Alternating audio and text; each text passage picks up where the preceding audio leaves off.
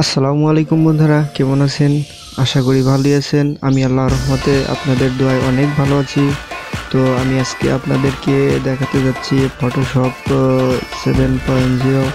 তো এটা দিয়ে আমি অনেক কিছু তৈরি করতে পারি। তো আপনারাও এটা দিয়ে এর কাজ শেখেন, অনেক কিছু তৈরি করতে পারবেন। তবে এই ফটোশপ এর কাজ অনেকেই ভাবে যে অনেক কঠিন। তো এটা তেমন কঠিন না, শুধু বুঝতে পারলেই হয়ে যাবে। তো যারা প্রথম ভিডিওটি দেখবেন তাদের কাছে হয়তো কঠিন মনেও হতে পারে। তো আমি সহজভাবে বোঝানোর চেষ্টা করব ইনশাল্লাহ। দেখুন, আমার কাছে এই ইমেজ দুইটা দেখছেন, এটা কিন্তু আমি এটা কেটেছি। কেটে একটা ব্যাকগ্রাউন্ড, একটা ইমেজ নিয়েছি। ইমেজের উপরে আমি এই ফটো দুটা বসিয়েছি। যেভাবে করেছি সেটা আমি আগের একটা ভিডিও করেছি, সেই ভিডিওতে আমি দেখিয়েছি কিভাবে আমি এই ইমেজ দুইটা এখানে অ্যাড করেছি এবং ব্যাকগ্রাউন্ডটা চেঞ্জ করেছি। ব্যাকগ্রাউন্ড এটা ছিল না। আপনারা দেখেছেন, যারা আমার আগের ভিডিওটি দেখেছেন তারা হয়তো দেখতে পাচ্ছেন যে এই ব্যাকগ্রাউন্ডটা এখানে ছিল না। এখানে একটা কক্সবাজারের যে কোনো একটা ছিল, লোগো ছিল। তো সেই লোগোটা আমি ডিলিট করে দিয়ে পিকচারটা এখানে দিয়েছি। তো যারা আমার আগের ভিডিওটি দেখেন নাই তারা অবশ্যই আমার সেই ভিডিওটি দেখবেন, কিভাবে আমি ব্যাকগ্রাউন্ডটা চেঞ্জ করেছি এবং ফটোর কালারটা চেঞ্জ করেছি এবং দেখাবো। আজকে ফটোশপ সম্পর্কে বেসিক কিছু ধারণা দিব।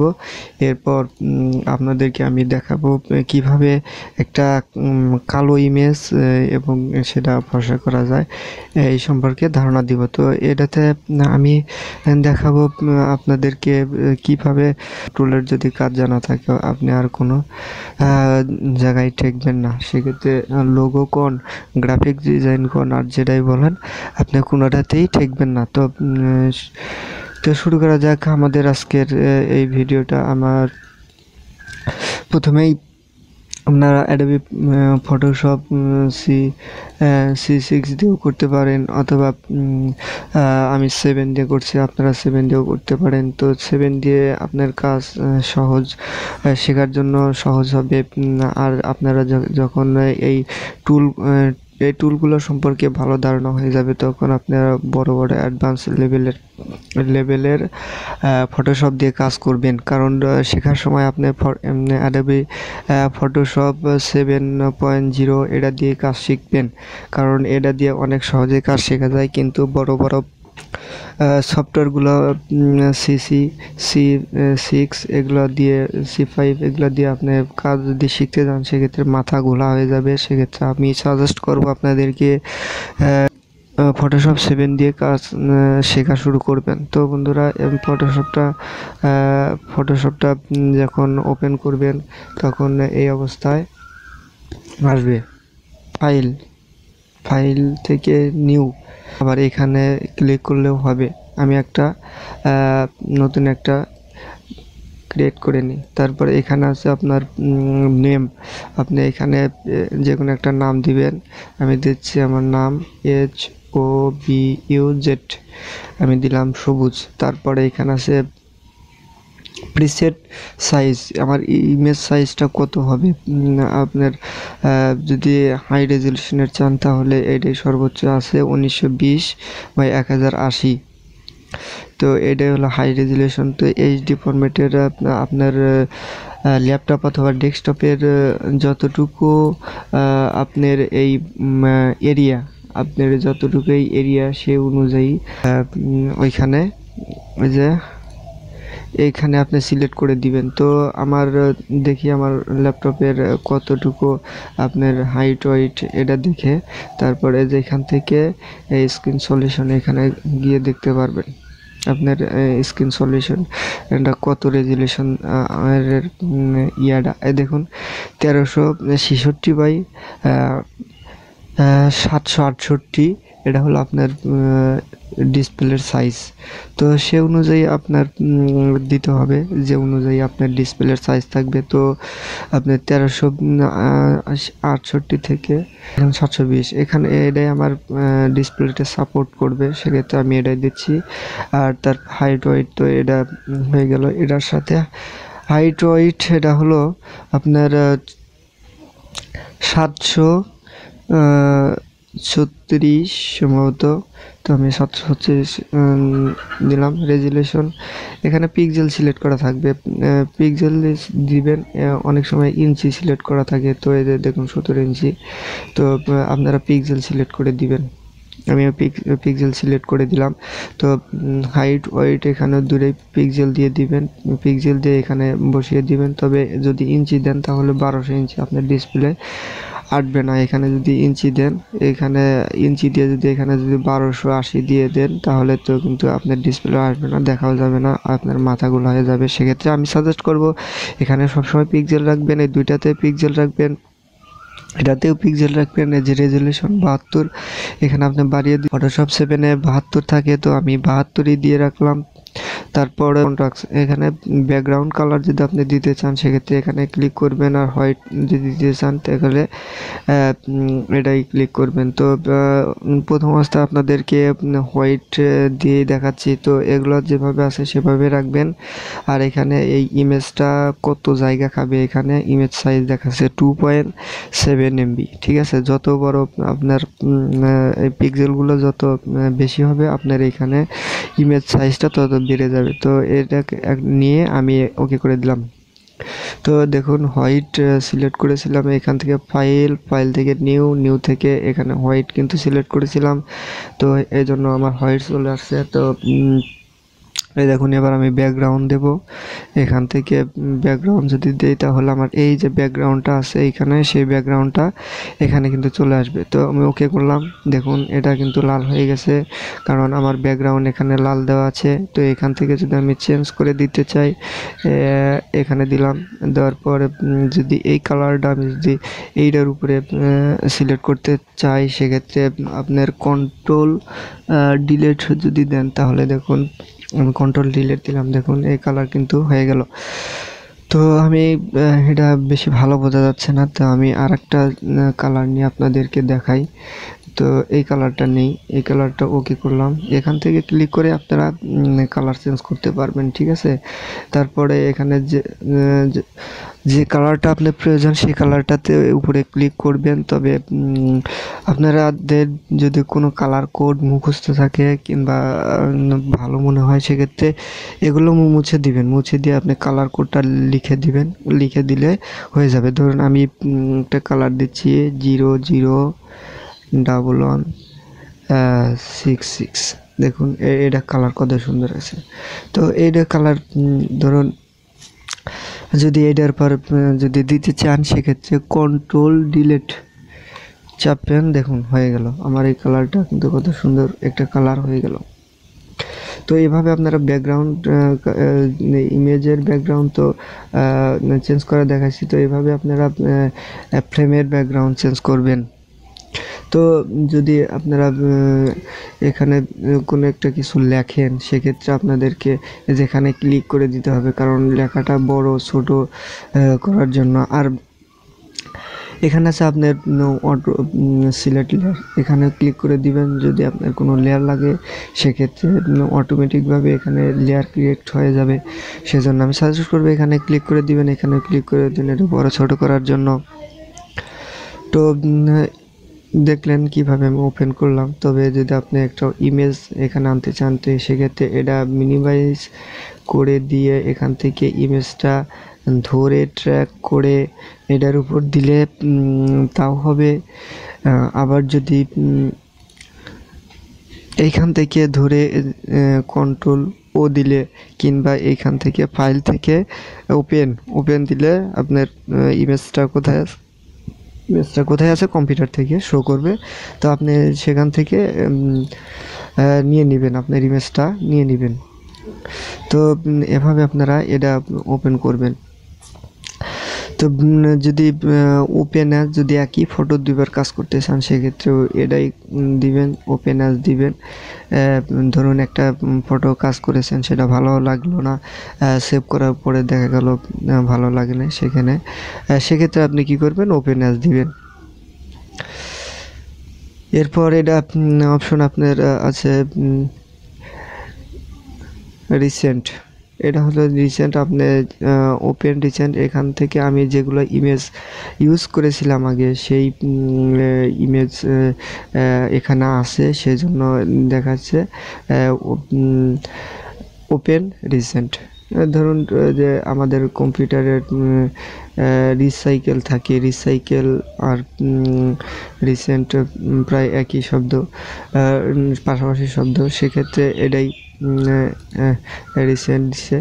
তো আগের ইমেজটা যদি আমি ইউজ করতে চাই সেক্ষেত্রে এখানে ক্লিক করলে হয়ে যাবে। তো আমি এগুলো ইউজ করতে যাচ্ছি না, তবে আপনারা যদি ইউজ করেন, যদি আপনাদের হয়তো ইয়া থেকে ডিলিট হয়ে যায়, কম্পিউটার থেকে ডিলিট হয়ে যায়, সেক্ষেত্রে এখান থেকেও আপনি নিতে পারবেন।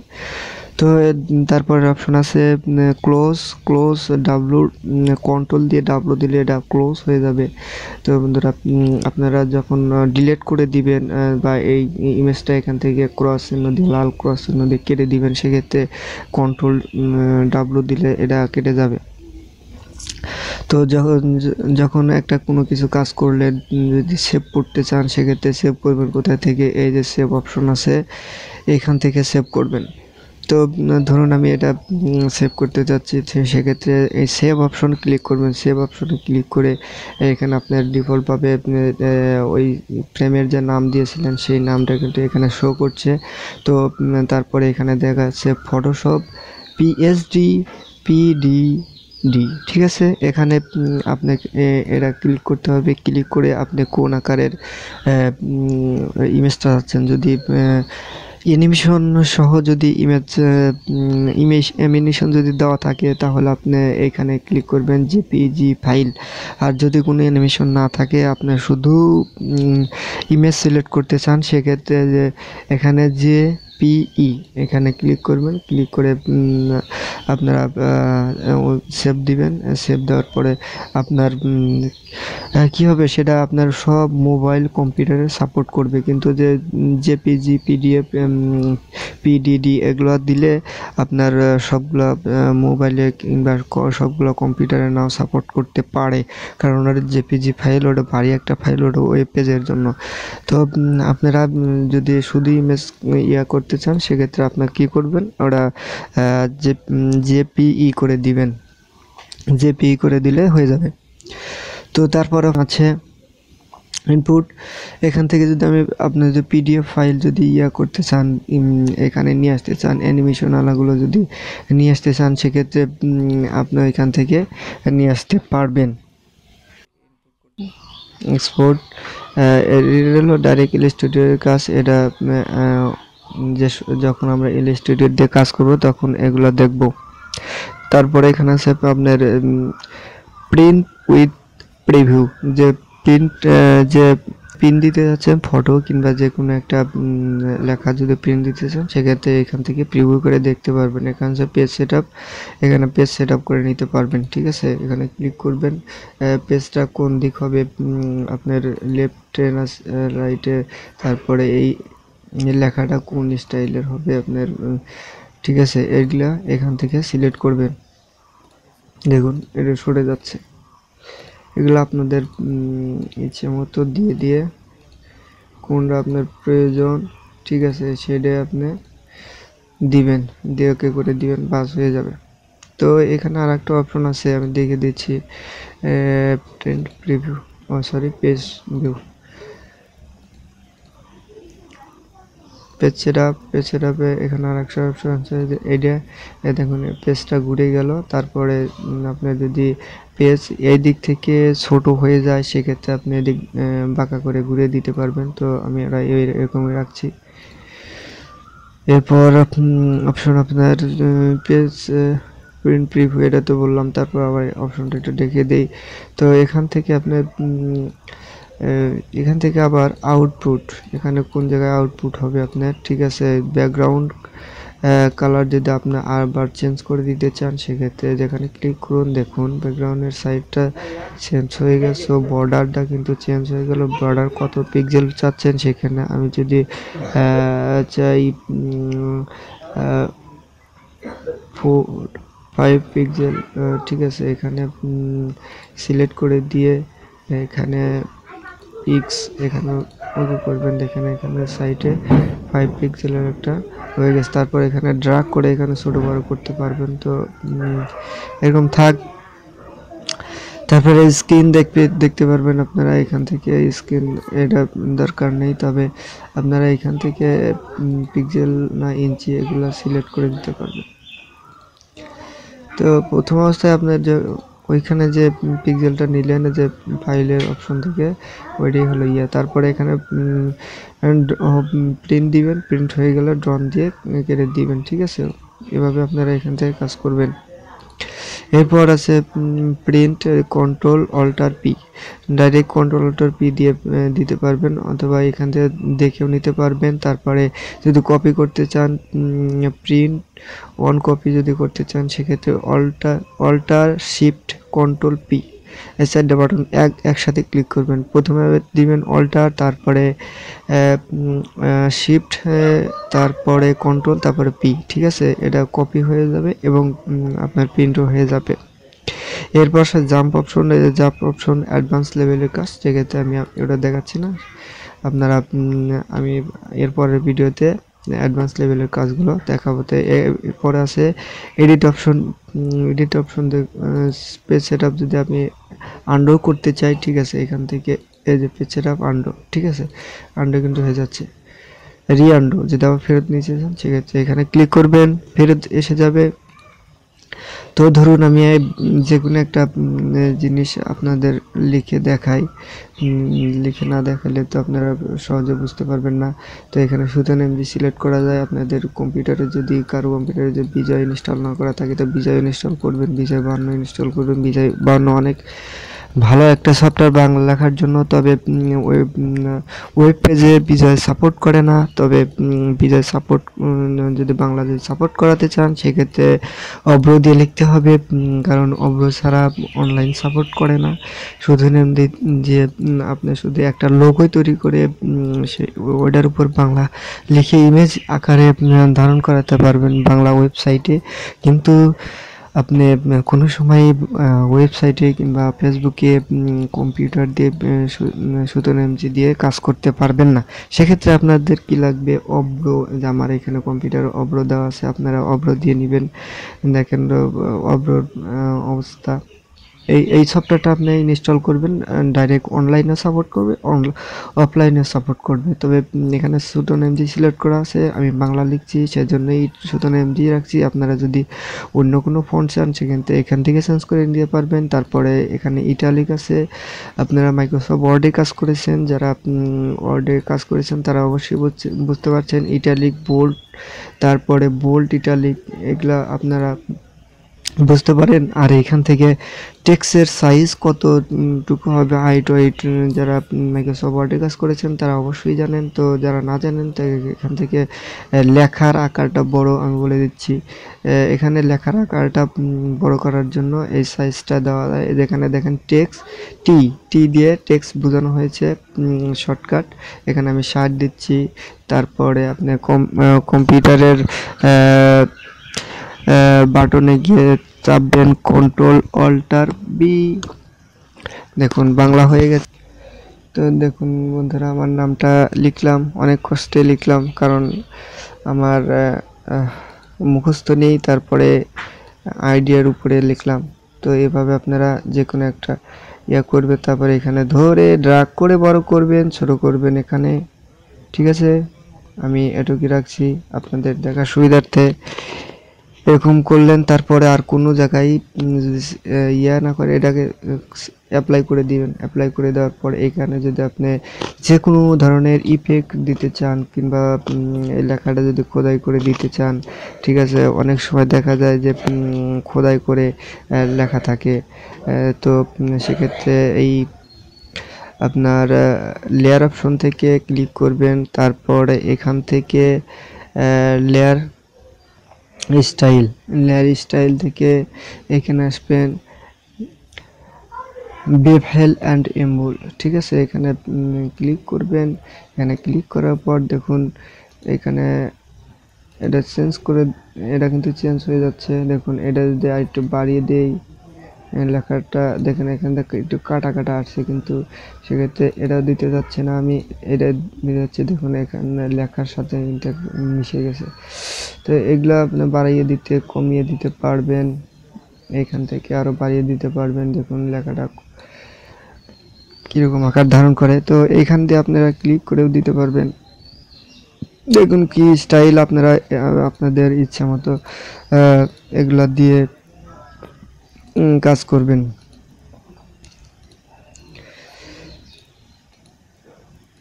আমি দিয়ে দিচ্ছি, যে কোনো একটা দিয়ে দিচ্ছি। তো আমি এরকমই রাখলাম। তো আপনারা দিয়ে ইচ্ছা মতো দিয়ে কাজ করবেন। তবে এখান থেকে আপনার ইচ্ছা মতো নিউ স্টাইল তৈরি করতে পারবেন। নিউ স্টাইলের একটা নাম দিয়ে ওকে করে দিয়ে তারপরে হয়ে গেল, ঠিক আছে। এটা অ্যাপ্লাই করে দিন। অ্যাপ্লাই করে দেওয়ার পর এটা যদি এরকম থাকে তো তো হয়েই গেল। তো এটা ছোট বড় করে দিতে পারবেন, মাউস দিয়ে টেনে করে দিতে পারবেন, আবার কিবোর্ড দিয়েও করে দিতে পারবেন। তো এভাবে আপনারা লেখার আকার ধারণ করবেন। এখানেও অনেক অপশন আছে বন্ধুরা, আপনারা এগুলা লেয়ার এটা অ্যাপ্লাই করে দিবেন। অ্যাপ্লাই না করে দিলে দেখেন, অ্যাপ্লাই না করলে কি হয়, এখানে কোনো অপশনে আমাকে দিচ্ছে না। সবগুলো অপশন কিন্তু ডিজেবল হয়ে আছে। দেখুন দু একটা অপশন আপনার শুধু রানিং আছে, তাছাড়া সবগুলোই কিন্তু ডিজেবল হয়ে আছে। সেক্ষেত্রে আপনি এখানে আগে ক্লিক করে দেন। ক্লিক করে দেওয়ার পর দেখুন এগুলো সবগুলো আপনার এনেবল হয়ে গেছে। এরপর লেয়ার স্টাইল থেকে দেখুন আমি এগুলো দিয়েছি, সেজন্য এগুলো টিক হয়ে গেছে। তো আপনারা যাদের এগুলো প্রয়োজন হয় তারা অবশ্যই আপনাদের দরকার হবে। এরপর লেয়ার অপশন তো দেখালাম। তো বন্ধুরা লেয়ার সম্পর্কে অনেক আলোচনা আছে, লেয়ার সম্পর্কে বলতে গেলে অনেক সময় লেগে যাবে, তবে আমি দু একটা লেয়ার সম্পর্কে কথা বলি। তো এটা একটা ব্যাকগ্রাউন্ডের ইমেজের উপর আপনি লিখলেন, তো আপনি চাচ্ছেন ব্যাকগ্রাউন্ড ইমেজের উপরে আমি লিখবো না, এটা আমি ডাইরেক্ট একটা লেয়ারের উপরে লিখবো। সেক্ষেত্রে যেখান থেকে লেয়ার নিতে পারবেন, দেখেন একটা লেয়ার তৈরি হয়ে গেল, এই যে একটা লেয়ার। এখান থেকে যদি আপনি টেক্সট আর একটা নিন, সেক্ষেত্রে দেখুন ওই লেখাটা কিন্তু ঠিকই থাকবে। দেখুন ওই লেখাটা কিন্তু ঠিকই থাকতেছে। তারপরে কি হচ্ছে, এই লেখার উপর দিয়ে কিন্তু আবার লেখা আসছে। তবে যদি আপনি এই লেয়ারটা যদি ডিলিট করে দিতে চান, সেক্ষেত্রে এখানে ক্লিক করবেন, ডিলিট হয়ে যাবে। ওকে, লেয়ার ডিলিট। তারপর যদি টেক্সট নিতে চান, সেক্ষেত্রে এখানে ক্লিক করবে, এই দন্তার স্বর পরে ক্লিক করলে দন্তার স্বর সাথেই হয়ে যাবে। দেখুন আমি ক্লিক করতেছি, দেখুন দেখছেন দন্তের স্বর সাথে হবে। যে দেখলাম বর্গীর জ, দেখলেন এদের সাথেই হয়ে যাচ্ছে। তো আপনি চাচ্ছেন যে এই নিচে একটা ছোট করে লিখবেন, তো সেক্ষেত্রে আপনাকে কি করতে হবে, অবশ্যই একটা লেয়ার ক্রিয়েট করতে হবে। তাছাড়া আপনি এটা পারবেন না, কারণ লেয়ার ছাড়া কোনো দিনও সম্ভব না। সেক্ষেত্রে এখানে অ্যাপ্লাই করে দিয়ে এখান থেকে আপনি নতুন একটা লেয়ার নেবেন। আর লেয়ার ডিলিট করার অপশন হচ্ছে এটা। আপনার যদি লেয়ার প্রয়োজন না হয় তো এখানে ক্লিক করে ডিলিট করে দিতে পারবেন, ইয়েস করে দিবেন, ডিলিট হয়ে গেল। তবে একটা লেয়ার নিয়ে আমি আপনাদেরকে দেখাচ্ছি।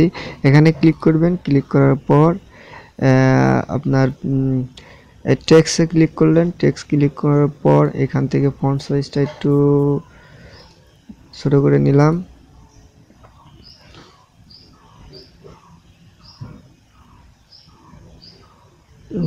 বাবা এত ছোট করেছি দেখাই যাচ্ছে না। তো আপনারা এভাবে লিখবেন, লিখে এখান থেকে টান দিয়ে ড্রাগ করে বড় করে নেবেন। দেখুন আমি যে কোনো একটা লিখি, লেখার পর এখানে ক্লিক করলাম।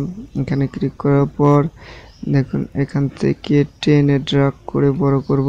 দেখুন যা যা লিখেছি তাই কিন্তু এসে পড়েছে। তো এভাবে আপনারা লিখবেন এবং লেয়ার স্টাইলে গিয়ে লেখার স্টাইলগুলো চেঞ্জ করে দিতে পারবেন।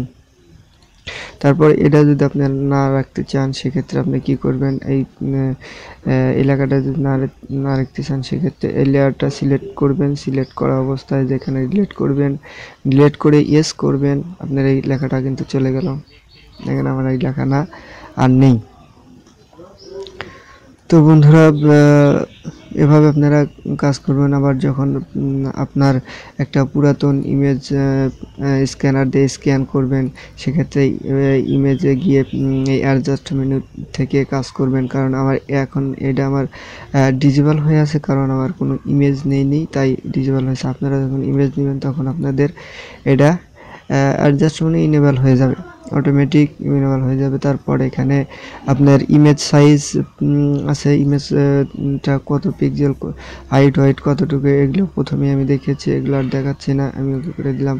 তারপর আছে ইমেজের কভার সাইজ, এখান থেকে আপনারা ইমেজটা কত পিক্সেলের হবে এবং ডান দিক থেকে কত পিক্সেল, বাম দিক থেকে কত পিক্সেল, ঠিক আছে, এগুলো আপনারা এদিক থেকে উপরে নিচে এদিক থেকে কত পিক্সেল হবে, আর ইমেজ সাইজটা কতটুকু জায়গা জুড়ে আছে সেটাও এখানে দেখাচ্ছে। তো এগুলো আপনারা দেখে নেবেন। যদি আপনারা কোনো সময় ক্রপ করতে চান সেক্ষেত্রে এখান থেকে ডাইরেক্ট এখান থেকে এরকম করে ক্রপ করে দিবেন।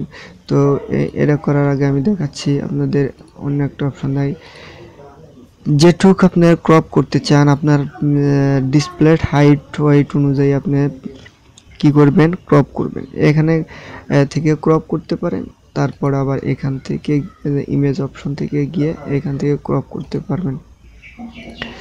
তো এটার জন্য কি করতে হবে, এই যে পিক্সেল আগে সিলেক্ট করতে হবে, কতটুকু কাটতে চাচ্ছেন আপনি সেই কাটারটুকু এখানে লিখে দিবেন, এখানে রেজুলেশন লিখে দিবেন।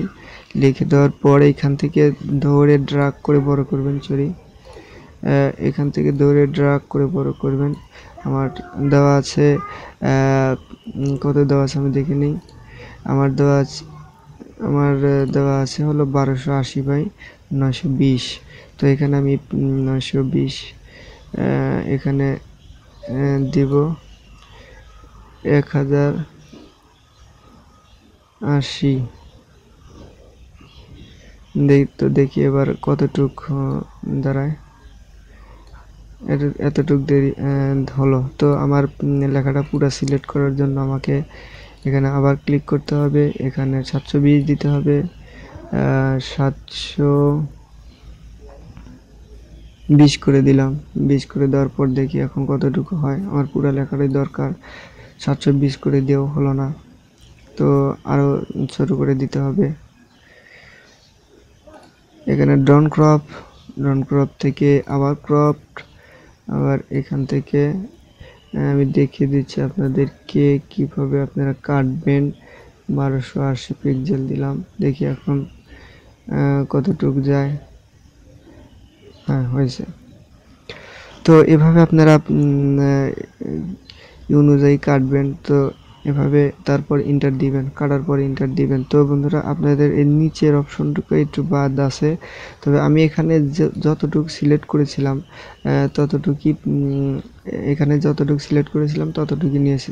যদি আপনি এর চেয়ে বেশি চান সেক্ষেত্রে এখান থেকে টান দিয়ে ড্রাগ করে বড় করে দিতে পারবেন, কিন্তু এই সাইডে একটু বেড়ে গেল, সেক্ষেত্রে 20 পিক্সেল আপনি আরও কমিয়ে দিবেন, এই 720 থেকে আরও 20 পিক্সেল কমিয়ে দিবেন, না হলে এখান দিয়ে আপনার ব্যাকগ্রাউন্ড কালার হয়ে যাবে। ব্যাকগ্রাউন্ড কালার এইটা উপরেরটা, ফোরগ্রাউন্ড আর ব্যাকগ্রাউন্ডের কালারের যে কোনো একটা চলে আসবে এখানে। তো সেক্ষেত্রে আপনাদের যদি দরকার হয় তা ওইখান থেকে আপনার সাইজটা একটু ছোট করে দিবেন।